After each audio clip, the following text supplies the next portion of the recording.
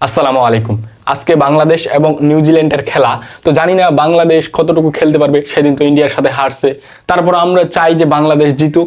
যদি নাও জিতে, এমন একটা খেলা দেখ প্রথমের দিকে উইকেট পড়ে যায় বাংলাদেশের। একটা প্রবলেম বাংলাদেশের অনেক আগে থেকে এই প্রবলেমটা চলে আসতেছে। প্রথমের দিকে দেখা যায় যে টপ অর্ডারে তিনটা ব্যাটসম্যান, টপ অর্ডারে তিনটা ব্যাটসম্যান, মিডল অর্ডারে একটা দুইটা ব্যাটসম্যান পরপর চলে যায়।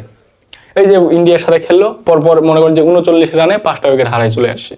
শেষে যায় 4টা উইকেট হারাইলো।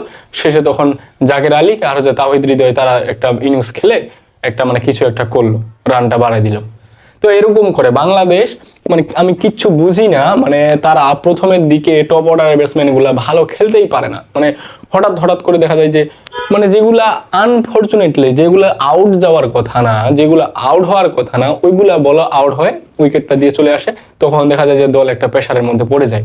তো আসেন আমি বলবো কয়েকটা কথা বলবো যে আজকে আমাদের একাদশে একটু পরিবর্তন আনা দরকার। যেমন মুশফিকের পরিবর্তে আমি ব্যক্তিগতভাবে মনে করি যে মাহমুদুল্লাহকে রাখানো উচিত। মুশফিকের পরিবর্তে মাহমুদুল্লাহকে রাখা হোক, আর হচ্ছে এইদিকে মোস্তাফিজুরের পরিবর্তে নাহিদ রানাকে উঠানো হোক। এটা আমার পার্সোনাল মত। এবং আরেকটা কথা বলতে চাই, যদি সম্ভব হয় এবং এটা করলে মনে হয় ভালো হয়, আমার মনে হয় যে সৌম্য সরকারের পরিবর্তে পারভেজ ইমনকে রাখা হোক।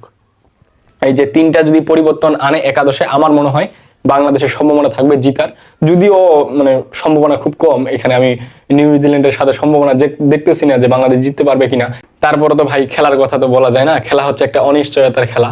কখন কি হয়ে যাইতে পারে যেটা বলা যাবে না। যেমন ওই দিন ইন্ডিয়ার বিপক্ষে বাংলাদেশের 4টা উইকেট পড়ে গেল, আমরা কি ভাবছিলাম যে 229 রান পর্যন্ত হবে? এটা কেউ কল্পনা করছিলেন? হয়ে গেছে। তো এরকম খেলার কথা হচ্ছে অনিশ্চয়তার খেলা, কখন কে কি করবে বলা যাবে না। ইন্ডিয়ার বিপক্ষে যে তাওহিদ হৃদয় 100 মারবে, এটা কি কেউ আমরা কল্পনা করছিলাম? করি নাই। ও 100 মারছে, মেরে মনে করেন যে 229 রান পর্যন্ত করে নিয়ে গেল। তো যাই হোক, এরকম বলা তো যায় না, কেউ 100ও মারে দিতে পারে। এরকম করলে তো দেখা যাবে যে রান একটা ভালো হয়ে গেল। আর আমার মনে হয় বাংলাদেশ যদি প্রথমে ব্যাট করে 250 থেকে 300-র মধ্যে যদি রান রাখে, 250 না, 250-এর একটু বেশি, মনে করেন 270 থেকে 300-র মধ্যে যদি রান রাখে, আমার মনে হয় বাংলাদেশ যদি প্রথম ইনিংসে ব্যাট করে, তাহলে মনে হয় বাংলাদেশ জিততে পারবে। কারণ বাংলাদেশের বোলিং লাইন আপ ভালো আছে। আবার বাংলাদেশ যদি প্রথমে বল করে, তাহলে আমার বিশ্বাস যে বাংলাদেশের যে বোলিং লাইন আপ যেহেতু ভালো আছে, তো আমার মনে হয় প্রথমের দিকে যদি নিউজিল্যান্ডের 2-3টা উইকেট ফেলে দেয়, 10 ওভারের মধ্যে যদি 2টা বা 3টা উইকেট ফেলে দেয়, তাহলে নিউজিল্যান্ড একটা চাপে পড়ে যাবে, রান বেশি হবে না, তাহলে বাংলাদেশের একটা জিতার সম্ভাবনা থাকবে। আর আরেকটা বিষয় আমি মনে করি, তানজিম সাকিবকে শান্ত কি কারণে যে ওই দিন যে শেষের দিকে ওভার করাইলো, আমার মাথায় আসে না। তানজিম সাকিব প্রথমের দিকে বল ভালো পারে, সেই দিন দেখলাম যে মুস্তাফিজুর রহমানকে দিয়ে প্রথমের দিকে বল করাইছে, অথচ ওখানে তানজিম সাকিবকে বল করানো উচিত ছিল। এবং কি তানজিম সাকিবকে বল করানো উচিত, নতুন বলে তানজিম সাকিব বল একটু বেশি ভালো পারে। তো আমি বলবো, আর আরেকটা কথা, শান্তর ক্যাপ্টেন্সিটা আমার কাছে কেন যেন মনে হচ্ছে যে একটু অগোছালো টাইপ। আমার মনে হয় এখানে ক্যাপ্টেন্সি মেহেদী মিরাজকে দেওয়া উচিত, আমার মনে হয় এটা পারফেক্ট হবে। তো আপনারা সকলে কমেন্ট করে জানাবেন আমি যে এতগুলা কথা বললাম, কথা ভুল বললাম নাকি, বা আমি যে কথাগুলো বললাম কোন কথাটা আমার সংশোধন করা উচিত।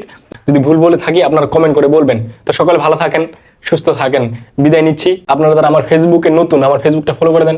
যারা ইউটিউব থেকে দেখতেছেন, ইউটিউবটা সাবস্ক্রাইব করে দেন, পাশে থাকা বেল আইকনটা এনাবেল করে দেন। সকলে ভালো থাকেন, সুস্থ থাকেন, বিদায় নিচ্ছি। দেখা হবে পরবর্তী কোনো ভিডিওতে। আল্লাহ হাফিজ।